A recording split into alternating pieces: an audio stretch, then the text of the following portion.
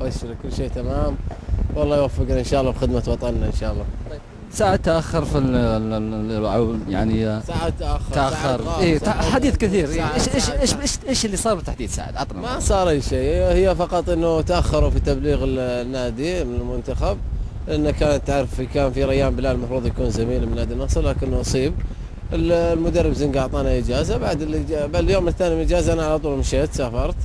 لكن أول ما وصلت أنا كنت نايم، بعد ما صحيت جوالي فتحت الجوال وتكلمت مع إدارة النادي، بلغوني إدارة النادي لأن جتني رسائل بعد ما فتحت الجوال.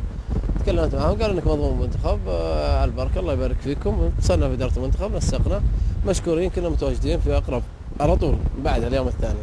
طيب سعد، اختلاف المجموعة، ابتعاد لاعبي الشباب والهلال عن المعسكر، هل ممكن يأثر عليكم أنتم كمجموعة؟ ممكن يكون في نقص في التفاهم أو شيء من هالقبيل؟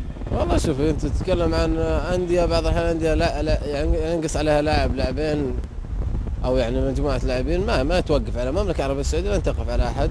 يعني كلنا في خدمه وطننا، واعتقد انه صحيح في نجوم غايبين عن المنتخب الان، ولكن ان شاء الله هم برضو ايضا في تمثيل المنتخب في تمثيل البلد والمملكه العربيه السعوديه خارجيا. كنا نتمنى لهم التوفيق. امس الشباب مبروكين، الهلال اليوم هارد لهم، باقي لهم شوط ثاني في الرياض، والله يوفقهم ان شاء الله باذن الله. اكيد انهم يعني اي لاعب ينقص على المنتخب بيأثر له تاثير، ولكن لن يقف عليه المنتخب. سعد، اليوم شفتك تشرب مويه كثير، جو جدة تعبان. والله رطوبة ما تعودنا، تعرف الرياض الجو شوي ناشف، لكن الحين جونا أحسن. دائما جدة يعني زملائنا من الاتحاد الأهلي يقولون جوكم أنتم ناشف وذا، الحين خلهم يروحون يشوفون جونا في الرياض ويجون يشوفون جوهم هنا. لكن كلها يعني مهما كان كلها ديرتنا، وبالعكس جدة ديرتنا والرياض ديرتنا، والله يعطيهم العافية.